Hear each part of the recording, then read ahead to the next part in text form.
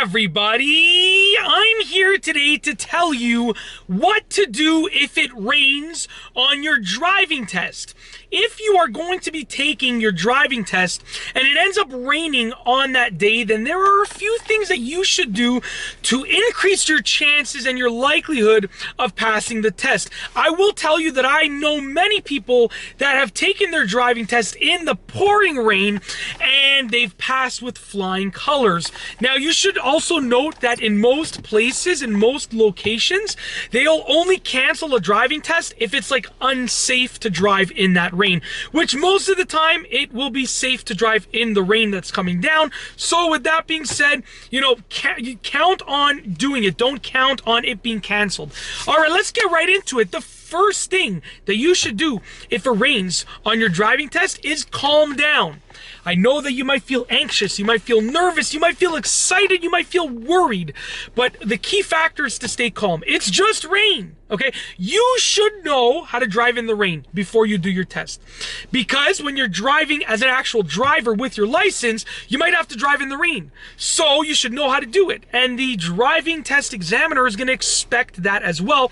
So just calm down. It's just rain. Just literally think it's just rain. It's something natural that lands on the road and on your car and on your windshield that you're gonna have to learn to deal with. So learn to deal with it now, early enough, and just calm down. Just relax, do some breathing exercises, just absolutely relax.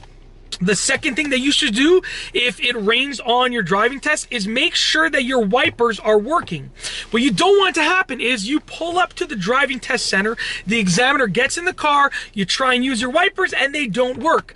The test would likely get canceled because it is now unsafe to drive in the rain if your wipers are not working. So do yourself a favor, make sure that your wipers are working. Not only that the actual arms are working, going back and forth, but that the actual wiper blades are in good condition. If your wipers can go back and forth, but the wiper blades are all old and destroyed, and they're not doing a great job at cleaning your windshield, then guess what? The test will probably be canceled as well. So just make sure that your wipers are working and that they're working properly and doing a good job at clearing the rain from your windshield. The third thing that you should do if it rains on your driving test is slow down. If you're used to driving 50 kilometers an hour on this specific road during great weather conditions and it starts to rain, don't go 50, go 40, go 30, depending on how badly it's raining, okay? Slow down. The speed limits that you see posted on the roads are the ideal speeds, the legal and ideal speeds for driving in ideal weather. The rain is not ideal weather. It's, bad weather. So you have to slow down. Don't drive the speed limit. If the speed limit is 50 and it's raining, don't drive 50. If the speed limit is 40 and it's raining, don't drive 40. Drive slower. Slow down. Also, when you're turning, make sure that your turns are slower, not just your driving speed, but your turns and all of the maneuvers. Make sure that they're slower and smoother. The fourth thing that you can do if it rains on your driving test is increase your following distance. You see, when it rains, the rain lands on the road, obviously, and it gets the road wet, which actually increases your required braking distance.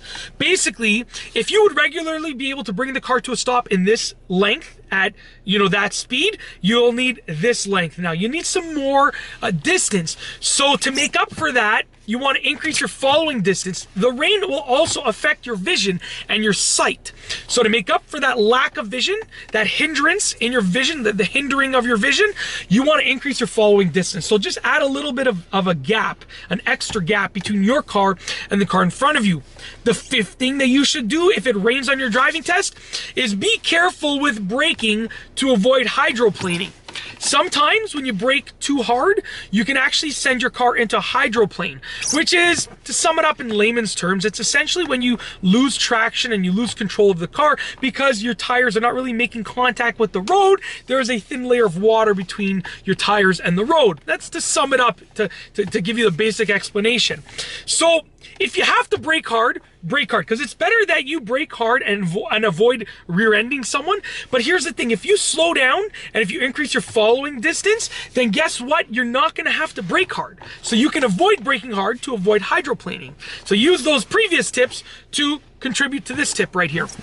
Last but not least, the sixth thing that you should do if it rains on your driving test is turn your headlights on with the wipers. And this is a maybe. I always say that this is a maybe because in most places they're going to tell you that when your wipers are on, your headlights should be on. But in some places it's not required, but it's recommended. And in other places they're just not going to have any preference at all. So it's a maybe. But look at what is accepted locally where you live. But there's a huge benefit to turning your headlights on when it rains. And if your wipers are on, that means that it's raining, so you should turn your headlights on with your wipers because it means that it's raining. That's what I mean by that.